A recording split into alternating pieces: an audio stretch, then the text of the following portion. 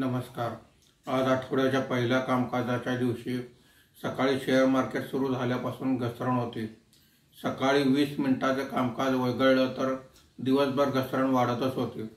आज market संपताना Sensex हा 572 point घसरून 80,891 वर बंद झालेला आहे. निफ्टी हा 156 पॉईंट घसरून 24,681 वर बंद झालेला आहे. आजच्या कामकाजामध्ये BSE utility index 0.16%, BSE fast moving consumer goods index 0.12% वर आहेत. BSE रिअलिटी इंडेक्स सर्वात जास्त म्हणजे 4.11% खाली आहे. BSE मिड कॅप इंडेक्स 0.73% आणि स्मॉल कॅप इंडेक्स 1.31% खाली आहे. FIIची सातत्यानं होणारी विक्री, क्रूड तेलाच्या वाढणाऱ्या किमती आणि इतर काही घडामोडींमुळे आज मार्केटमध्ये घसरण झालेली आहे.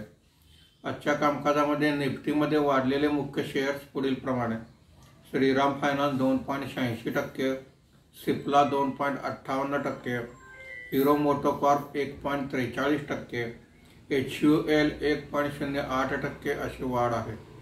आज निफ्टीमध्ये घसरलेले मुख्य शेअर्स पुढील प्रमाणे: Kotak bank 7.44%, Bajaj finance 3.64%, Wipro 3.53%, IndusInd bank 2.63% अशी घसरण आहे. आज अडानी ग्रीन, अजंता फार्मा सहित काही कंपन्यांचे क्वार्टरली रिझल्ट आलेले आहेत. आज FIIने मोठ्या प्रमाणावर म्हणजे 6,082 कोटी रुपयांची विक्री केलेली आहे. देशी वित्तीय संस्थांनी मोठ्या प्रमाणावर म्हणजे 6,765 कोटी रुपयांची खरेदी केलेली आहे. DII सातत्याने खरेदी करत असल्यामुळे बाजारातील घसरण आज थोडीशी कमी झालेली आहे. धन्यवाद.